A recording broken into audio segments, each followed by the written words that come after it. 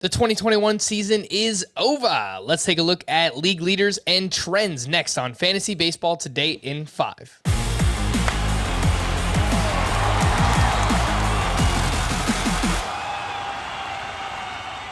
Welcome into FBT in 5. As always, make sure to follow and stream us on Spotify. Today is Tuesday, October 5th. I am Frank Stanfield, joined by Scott White and the league leaders. Let's start with offense, the 5x5 hitting categories. And at batting average, we had Trey Turner up at 328. For home runs, we had Vladimir Guerrero and Salvador Perez. Salvador Perez, a catcher, 48 home runs. Crazy. Salvador Perez was your RBI leader with 121. Vlad Jr. was your runs leader with 123. There was actually 3 Blue Jays in the top 5, which included Vlad, Bo Bichette, and Marcus Semien. And then your steals leader was Starling Marte with 47. Scott, you released a 2-round mock draft for next year. Vlad Guerrero was your 3rd overall player. But I want to focus on Salvador Perez. I'm thinking he's probably going to settle in as a 3rd, 4th round pick maybe for next year. Would you actually pull the trigger on him there? I haven't gone much beyond the first 2 rounds yet. I've looked at the 3rd and 4th round a little, and I wasn't seriously considering Salvador Perez yet. I have him, I see him probably more like a 5th rounder, which is normally where the first catcher goes. And he's coming off a historic season for the catcher. Most home runs ever hit for a player who's primarily a catcher. The only other catcher to ever lead the majors in home runs is Johnny Bench. He did it twice. And to do it RBI too. I'm not sure any catcher's ever done that before. That's played a lot of DH obviously to accomplish that. And so he doesn't have the playing time issues that most catcher eligible players have. It gives him a huge advantage if he's going to be this productive. And by the way, he was by far the best catcher in 2020 as well. We just wrote it off because of the short season. So I totally get the justification. Maybe I just talked myself into taking him around 4. I don't know. But it certainly makes sense that he deserves to go well ahead of any other catcher. On the pitcher side of the 5x5 categories, the league leaders at wins, we had Julio Urias with 20. At strikeouts, Robbie Ray had 248. Your ERA leader at starting pitcher was Corbin Burns at 2.43. At relief pitcher, it was Aaron Loop at 1.01. For whip, we had Max Scherzer at 0.86 among starting pitchers. Liam Hendricks had a 0.73 whip among relievers. And then your saves leader was Mark Melancon with 39. It was the first time since 1982 that we didn't have a reliever with at least 40 saves in a season.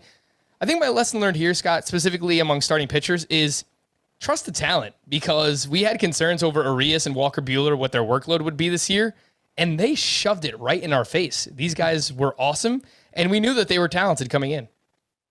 I mean, Urias winning 20 in his first year as a full-time starter, I never, ever, ever would have guessed that. The Dodgers had been so cautious with building up their young pitchers' workloads, and they always had so much starting pitching depth that I just expected they'd do the same thing, particularly off the very short season that was 2020. Why risk your young arms in that way? Well, they lost a lot of that pitching depth over the course of the season, and they ended up in a much tighter division battle than they could have been in. In fact, didn't even end up winning the division. They're ridiculously overpowered wild card team.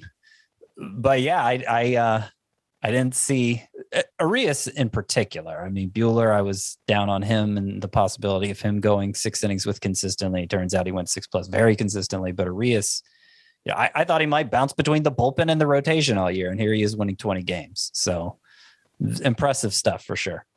The last thing I want to look at today is just general league offense, right? So this past season, we had 5,944 home runs hit, a 244 batting average, 728 OPS with a 13.6% home run to fly ball ratio.